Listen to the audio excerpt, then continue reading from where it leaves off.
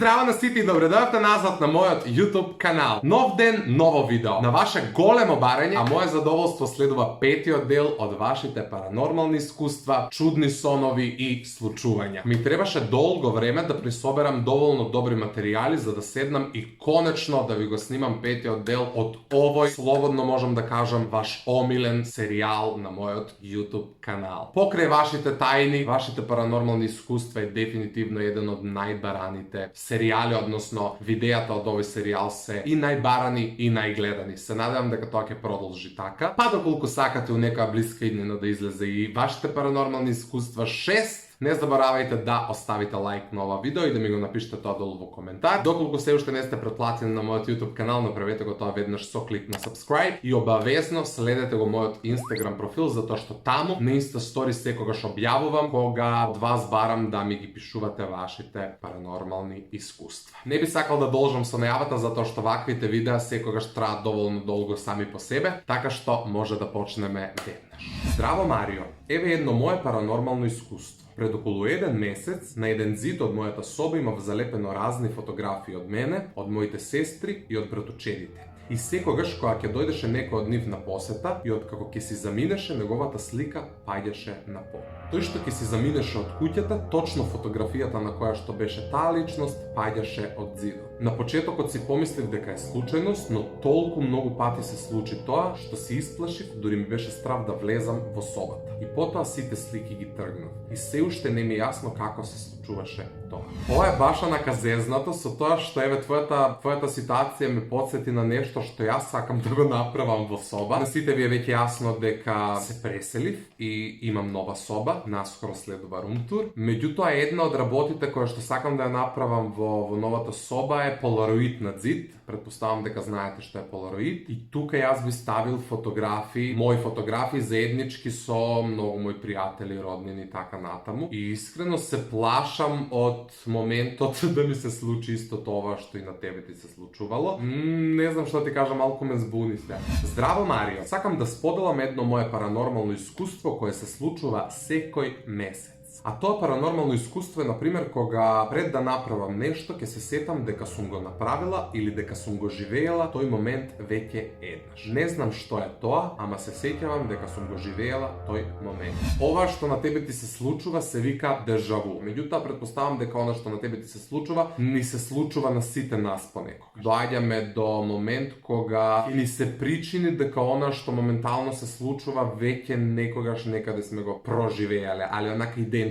Здраво, Марио! Еве едно мое паранормално искуство. Една вечер седав дома во дневната соба, а мојот мачар Мацко спиеше на подот, моите родители беа трета смена на работа, а моите баба и дедо седат и спијат на првиот кат од куќата. Како што реков, јас седав во дневната соба и ги гледав звездите на град. Што друго би гледала ако не звездите на град? Кога некој наеднаш тропна на прозорецот, јас се ополив кон прозорецот, но немаше никој и продолжив да гледам. По кратко време мојот мачар Мацко се вознемири, му дадов да јаде и си легна во мојата соба. Таму продолжив да ги гледам звездите на град, но мојот мачар Мацко дојде до мене, беше бајаги вознемирен, почнав да го фалам и заспа. Кога повторно стропа на прозорецот, јас се ополив кон прозорецот, но немаше никој. Тоа тропање на прозорецот траеше цела ноќ. Кога утредента се вратија моите од работа, им раскажав и до ден денес тоа ми се нема случано, а таа ноќ поминаа точно 2 години. Поздрав, најдобар се продолжи така. Па добро, ова не можам да кажам дека е паранормално искуство, ниту навлегувам во тоа кога и како и зошто ти се случило, затоа што реално не знам. Меѓутоа, вакви ситуации многу често ми пристигнуваат на Инстаграм и на мејл откако почнав да го снимам овој серијал, така што не би знаел што конкретно да ти кажам. Многу често знае да ни се причини дека нешто токму на нас ни се случува. Не велам дека тебе звуците ти се причинувале, но тоа не мора да значи дека некој тропал токму на твојот прозорец. Можеби нешто тропало надвор, на тераса, буквално дувал ветер и така натаму. Но ете, кога си сам дома, сосема нормално е да го доживееш тоа лично. При тоа ме буни ситуацијата со мачарот, затоа што мачките не може баш така лесно ветар да ги уплаши. Тие секогаш имаат силна интуиција и знаат дека нешто сериозно се случува. Но не навлегува.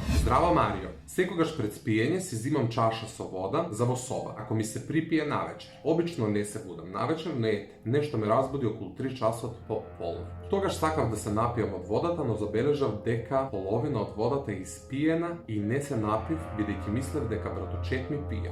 Сабајлето кога станав, отидов да доручкувам, но кога се качи во мојата соба, водата беше испиена. Сите што живееме во куќата беа долу. А исто така, 2 дена пред да ми се случи тоа, се разбудив со модринки на рацете, а ги немав пред да си легнам. Ти благодарам на внимание.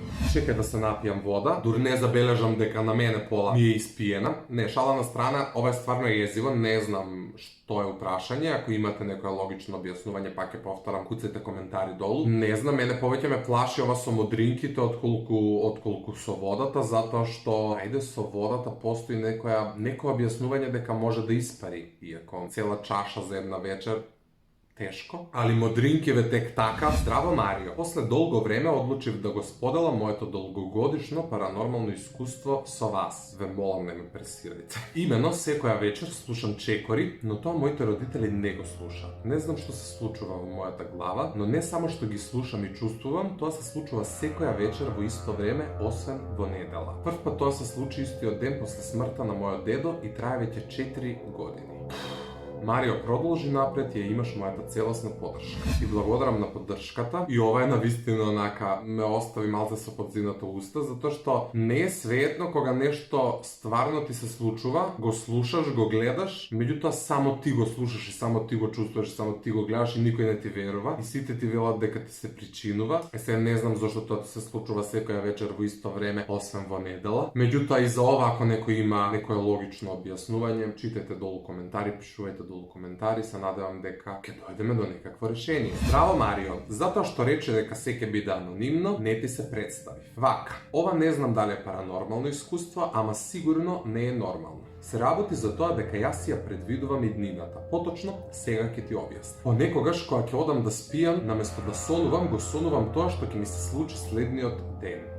Тоа не се случува многу често. Се случува еднаш до 2 пати најмногу во месецот. Па добро, тоа не е баш така ретко за нешто што не е нормално. И кога ќе се случи тоа што сум го сонувал, главата ќе почне да ме боли абнормално. И кога ќе заврши тоа, до таму докај сум сонувал, веднаш ми поминува болката. Језиво што и да е. Ти благодарам на вниманието и се надевам дека ќе го видиш ова. Поздрави ме, ако можеш, ти посакувам се најдобро. Баш чудно, не знам како ова да го прокоментирам. Секогаш кога ќе легнам да спијам, слушам гласови или шепотење. Некогаш и во сон сум зборела со некого. Ми кажуваа мојве додека биле присутни во тоа време кога сум спиела јас. Ова сега што ќе го пишам, јас не се сеќавам на тоа што сум го направила, ама мојве ми кажуваа. Татко ми се дошол од работа, јас сум дошла во дневната соба и сум седнала. Сум погледнала на кај вратата и сум рекла: "Не сега." Мајка ми ме погледнала и го подбуцнала татко ми за и он да види што правам. Вториот пат кога сум погледнала на кај вратата, сум почнала да се расправам.